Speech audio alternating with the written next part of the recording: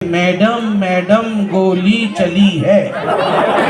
फिर मैडम बोलते थे गोली कहाँ चली है। इस पूरे प्रक्रिया में 7 दिन लगते थे, इनका जाना और सोनिया मैडम का समझना। तब तक पाकिस्तान दोबारा हमला कर लेता था और सारी की सारी हमारी इज्जत धरी की धरी रह जाती थी। मगर नरेंद्र मोदी जिस दिन प्रधानमंत्री बने, उन्होंने स्पष्ट शब्दों में सेना को कह दिया कि मुझसे पूछने की जरूरत नहीं है, आप हिंदुस्तान के वीर सपूत हो। अगर वहां से गोली आए तो यहां से गोला जाना चाहिए। भारत माता की। आप सोच के देखिए, बालाकोट हुआ, इतनी हिम्मत की पाकिस्तान ने कि बालाकोट में हमला करे। नरेंद्र मोदी जी ने पूरा चाल रच करके, जिस प्रकार से रात रात उन्होंने काम करके सर्जिकल स्ट्राइक किया, पाकिस्तान के अंदर दुश्मन के देश के अंदर घुस करके उसे ठोका, उसे ठोकने का काम किया, वो नरेंद्र मोदी ही कर सकते हैं। मगर मुझे दुख है, मैं बड़े दुख के साथ कहता हूं, दिल्ली में उस समय हमारे मुख्यमंत्री अरविंद केजरीवाल जी प्रेस कॉन्फ्रेंस करके सबूत मांगने का काम कर रहे थे। वो सबूत मांग रहे थे भारत की सेना से कि आप हमें सबूत दो कि आपने सच में सर्जिकल स्ट्राइक किया है। आपको निर्णय करना है चुनावों में कि सबूत मांगने वाला चाहिए या पाकिस्तान को ठोकने वाला चाहिए। भारत माता की। बंधुगण, पूरे विश्व के ऊपर एक बहुत बड़ी त्रासदी आई जिसका नाम कोरोना है। जिस प्रकार से कोरोना ने अमेरिका, यूरोप, बड़े बड़े देशों की रीढ़ की हड्डी को तोड़ दिया, वो हमने देखा है। भारतवर्ष में प्रधानमंत्री नरेंद्र मोदी जी ने कहा, आप चिंता मत करो, मैं आपको वैक्सीन दूंगा। उस समय केजरीवाल जी ने प्रेस कॉन्फ्रेंस किया, राहुल गांधी जी ने प्रेस कॉन्फ्रेंस किया और कहा ये हिंदुस्तान से नहीं हो पाएगा, हिंदुस्तान वैक्सीन नहीं बना पाएगा, टीका का निर्माण नहीं कर पाएगा। मगर आज मैं गर्व के साथ कह सकता हूं, एक नहीं, नरेंद्र मोदी जी ने देश में बने हुए दो वैक्सीन बना के दिखाया कि दो वैक्सीन बनाए जा सकते हैं। आम आदमी पार्टी ने प्रेस कॉन्फ्रेंस करके कहा कि 17 साल लगेंगे सबको टीका लगाने में। 17 साल। यहां बैठे कितने लोगों ने टीका लगा लिया है? अगर दोनों डोज लगा लिया है, दोनों हाथ ऊपर कर लो। दोनों डोज, दोनों हाथ। पूरे खादर ने, पूरे हिंदुस्तान ने 3 डोज लगा लिया है। आप सभी ने, मैंने 2 हाथ इसलिए कहा, 3 हाथ है नहीं, उसमें उठा नहीं सकते हैं, दोनों ही उठाना है। तो 3 डोज सबको लगे हुए हैं। मुफ्त में 3 डोज लगाने का काम, उसे देने का काम नरेंद्र मोदी जी ने किया। याद करिए, जब नरेंद्र मोदी जी मेहनत कर रहे थे तो डबल एक्सेल का शर्ट पहन करके रोज टीवी में अरविंद केजरीवाल जी आके एडवर्टाइजमेंट करते थे और पीछे में वो ऑक्सीजन का सिलेंडर रखा रहता था और कहते थे मैंने ऑक्सीजन मंगा लिया है, आप चिंता मत करना, मैं हूं ना, ऐसा कहते थे। 3 दिन बाद जब ऑक्सीजन की कमी हुई तो बोल रहे मोदी जी ऑक्सीजन नहीं दे रहे हैं। मोदी, अरे तुमने तो मंगा लिया था, पीछे सब कुछ रखा हुआ था, इतना ढीला शर्ट पहन करके एडवर्टाइजमेंट भी किया था, फिर बाद में बोल रहे हो मोदी जी ने नहीं दिया। जब अच्छा हो तो मैं, बुरा हो तो मोदी, मीठा कप, कड़वा थू। ये जो अरविंद केजरीवाल जी का काम है, ये नहीं चलने वाला है। बंधुगण, आप सोच के देखिए, मैं आपको एक वाकया बताने वाला हूं।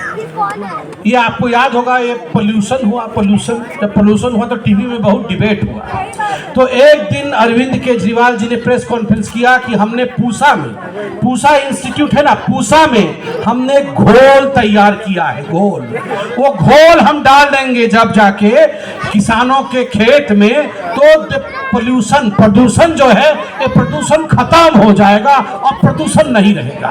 घोल फिर घोल डाले।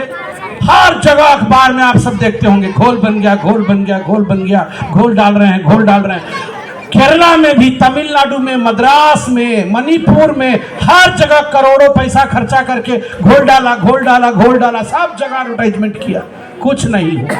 बाद में हमने पता लगाया, आरटीआई डाल के कितने का घोल बनाया, कितने का इन्होंने एडवर्टाइजमेंट किया, आप जानते हैं? 8 लाख रुपए का घोल बनाया। कितने का? कितने का? 8 लाख रुपए का घोल बनाया।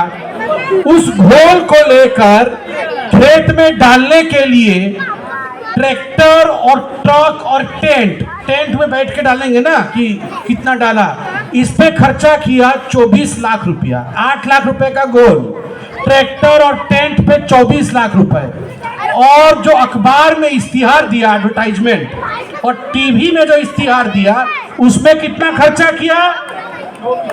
24 करोड़। घोल 8 लाख रुपए का और एडवर्टाइजमेंट बाजा बजाया 24 करोड़ रुपए का। अरे 24 करोड़ लोगों को अगर 24 बार फूंक भी मारता तो प्रदूषण दूर हो जाता। उसके बाद भी इन्होंने जिस प्रकार से झूठ का काम किया है, फरेब का काम किया है, जनता जनार्दन को ठगा है, ये हम सब ने देखा है। एक शोले का, अभी थोड़े दिन पहले उनके राघव चड्ढा जी बोल रहे थे कि शोले का डायलॉग बताएंगे। हम बोले क्या डायलॉग है? तो बोले कि वो जब गांव में कोई बच्चा रोता है तो माँ बोलती है सो जा, नहीं तो भ्रष्टाचार से लड़ने के लिए केजरीवाल आ जाएगा। मतलब केजरीवाल वो गब्बर बना हुआ था। तो हम बोले हम भी एक डायलॉग बोलेंगे शोले का, और फिर हम एक शोले का डायलॉग बोले। याद है ना? शोले सबने देखा है ना?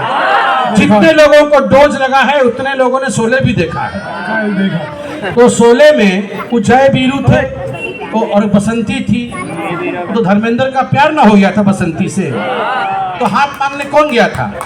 अमिताभ बच्चन न गया था। तो अमिताभ बच्चन जाके क्या बोला वहां पे? मौसी थी ना वहां पे, मौसी बैठी हुई थी, तो मौसी को जाके बोला कि मौसी बसंती का हाथ दे दो, कि धर्मेंद्र जो है ये शादी करेगा, बसंती का हाथ दे दो।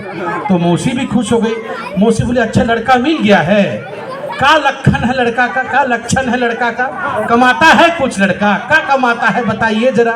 तो अमिताभ बच्चन बोलते हैं कि मौसी ऐसा है, कमाने का तो ऐसा है कि जब बीवी बच्चों का बोझ आ जाएगा तो कमा लेगा। तो मौसी बोले अच्छा कमाता नहीं है, कुछ काम नहीं करता है, निठल्ला बैठा है। तो अमिताभ बच्चन बोलते हैं ना ना ना, अरे लड़का तो बहुत अच्छा है, बहुत काम करता है, मगर रोज रोज तो जीत नहीं सकता ना, कभी कभी हार भी जाता है। तो मौसी बोली हार जाता है? क्या हार जाता है? अरे मौसी जुआ, वो जो जुआ खेलता है तो रोज रोज नहीं ना जीत सकता, कभी कभी। अच्छा हाँ ये जुआरी भी है, ये लड़का जुआरी है। ना ना मौसी क्या जुआरी, बड़ा भोला है, बड़ा भोला लड़का है, वो जुआ थोड़ी खेलता है, कभी कभी थोड़ा दोस्त लोग शराब पिला देता है, शराब पी लेता है तो जबरदस्ती बैठा करके जुआ खिला। हाँ शराबी भी है और जुआरी भी है। अरे मौसी बहुत ही अच्छा लड़का है, ये क्या शराबी जुआरी, अरे उसका कोई कसूर नहीं है, ये तो दोस्त लोग उसको शराब और जुआ करा देता है। अच्छा बेटा लड़का शराबी भी है, जुआरी भी है, मगर उसका कोई दोष नहीं है, कोई कसूर नहीं। जैसे एक्साइज पॉलिसी भी भ्रष्टाचारी है, मसाज भी दे रहा है, मगर बहुत अच्छा है लड़का, बड़ा भला है, उसका कोई कसूर नहीं है। ठीक वैसा ही है, कोई कसूर नहीं। तो अमिताभ बच्चन बोलते हैं कि मौसी अरे ऐसी है मौसी, ये बसंती से शादी हो जाएगा तो जो गाना वाली के पास जाता है ना वो भी बंद हो जाएगा, वहीं शराब पीता है, वहां भी शराब पीना बंद हो जाएगा तो एक बार में सेटलमेंट हो जाएगा।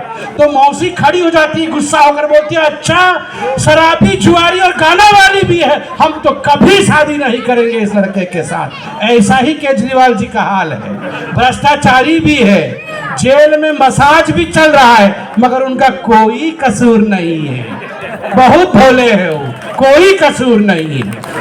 तो हम लोग सबको ऐसे मूर्ख समझते हैं, वो सब कुछ करेंगे। वो केजरीवाल जी ने बोला था कि आपके पास मोबाइल फोन तो स्ट्रिंग बना लीजिए, बोला था ना, जब पहली बार मुख्यमंत्री बने तो उन्होंने बोला कि जो व्यक्ति भ्रष्टाचार करे सबका फोटो खींच लीजिए, सबका स्ट्रिंग बना के हमको दिखाइए। बोला था कि नहीं बोला था?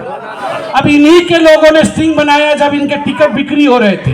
ये सारे एमसीडी के टिकट बेचे हैं 1-1 करोड़ में। जब स्ट्रिंग बन गया तो कुछ सुन नहीं रहे, बोल रहे सब झूठा है। तो हमको ठग मत समझिए कि हम लोग जो है ठग की बात में आ जाएंगे। हम भी जानते हैं कि आखिरकार देश को कैसे बचाना है, और इसलिए मैं आप सबसे एक निवेदन करूंगा कि चाहे निगम का वोट हो, चाहे विधायक का वोट हो, और चाहे सांसदी का वोट हो, एक बार वोटिंग करने से पहले 10 सेकंड के लिए आंख बंद करिएगा और सोचिएगा कि देश सबसे बड़ा है। कौन ऐसा दल है, कौन ऐसा व्यक्ति है जो भारत माता के लिए काम कर सकता है, जो देश के हित के लिए काम कर सकता है। जहां देश का हित है वही मदरपुर खादर का हित है। भारत माता की, जहां भारत का हित है वही पूर्वांचल का हित है। भारत माता की। इसलिए हमेशा वोटिंग करने से पहले नरेंद्र मोदी जी को सोच करके कमल के निशान में अगर सोचिएगा तो हाथ कहीं और नहीं जाएगा, हाथ ऑटोमेटिक कमल पे चला जाएगा और हिंदुस्तान की जीत हो जाएगी। इसलिए 4 तारीख को जब आप लोग वोट करने जाएं तो केवल और केवल कमल के चिन्ह पर वोट देकर ब्रह्म सिंह जी को विजयी बनाए, क्षेत्र का पार्षद बनाएंगे ना। तो मेरे साथ एक बार नारा लगाएंगे, नरेंद्र मोदी जिंदाबाद। ऐसे नहीं, जिंदाबाद हो रहा है तो पूरा मदरपुर खादर में ये जिंदाबाद के नारे लगने चाहिए। नरेंद्र मोदी जिंदाबाद, नरेंद्र मोदी जिंदाबाद, नरेंद्र मोदी जिंदाबाद। बहुत बहुत धन्यवाद, बहुत बहुत आभार।